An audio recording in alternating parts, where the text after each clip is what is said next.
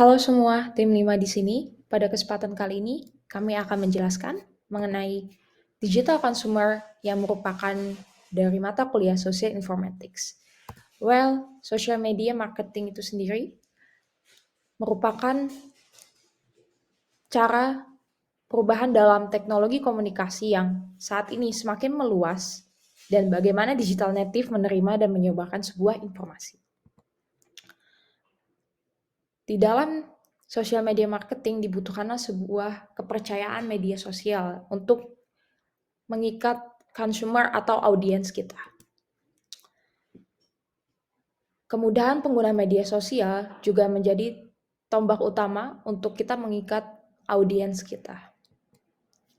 Well, berbagi informasi media sosial is the more part of importance of digital marketing. Mengapa? Karena di dalamnya terdapat sebuah interaksi dan juga interaksi itu memuat seperti tanggapan audiens, ya kan, yang di dalamnya dipengaruhi oleh sikap proporsional dan norma organisasi. And then how social media will impact our marketing?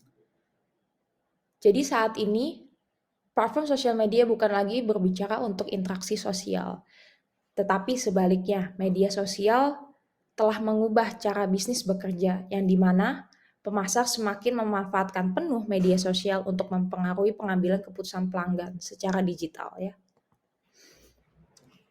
Oke.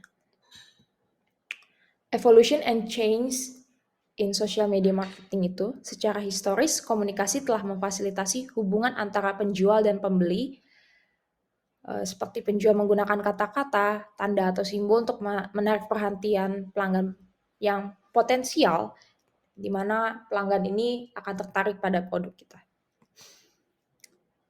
Secara established community, media sosial dapat menjadi kekuatan untuk kebaikan. Oke, mengapa? Karena di sini interaksi itu dipercayai bahwa dengan mereka berbagi informasi kepada audiensnya, maka secara pandangan pun bahkan akan lebih menyebar luas. Okay, and then this is how to transforming audience into user. Media sosial memang merupakan salah satu cara yang cukup efektif, bahkan bisa sangat efektif untuk memaksakan brand dan meningkatkan audiens. Dengan membangun audiens di media sosial, bisnis pun dapat meningkat penjualannya.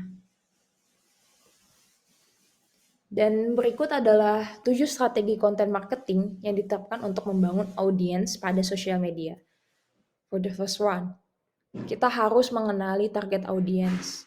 Dan kita harus yang kedua, membangun hubungan emosional. Dan yang ketiga, melibatkan audiens dalam konten yang dibentuk. Lalu yang berikutnya, membagikan konten yang bermanfaat. Lalu yang kelima, menggunakan visual yang menarik. Serta cek metrik konten, itu merupakan hal yang terpenting untuk memonitoring audiens kita. Dan yang terakhir, memanfaatkan fitur yang menarik seperti untuk editing video atau quality of content itu kita kemas dalam hal-hal yang kreatif mungkin atau memang hal-hal yang identik dengan produk kita gitu. Oke, the future of social CRM. Hubungan dibangun dalam serangkai interaksi antara merek dan pelanggan. Biasanya interaksi merupakan pengalaman dari percakapan satu dan lainnya untuk bagaimana merek ini dapat dipasarkan secara luas gitu dan memberikan suatu rangsangan dan tanggapan pada publik gitu. Seperti saya berbicara dan Anda mendengarkan, saya menanggapi dan Anda mengatakan, lalu hal yang lainnya. Seiring waktu, beberapa siklus membangun hubungan dengan pelanggan individu itu dapat berimpact baik ataupun buruk. So, apa masa depan CRM sosial? Oke, alat media sosial seperti yang kita kenal sekarang itu akan terus berkembang baik secara signifikan maupun bertahap. Tetapi pada umumnya, orang-orang atau audiens cenderung merasa bosan. Apalagi bosannya dalam dikatakan seperti konten yang monoton atau dalam konten yang monoton itu tidak ada suatu perubahan gitu. Jadi perubahan yang dalam artikan kita boleh menggunakan suatu konten yang mengidentifikasi our brand gitu.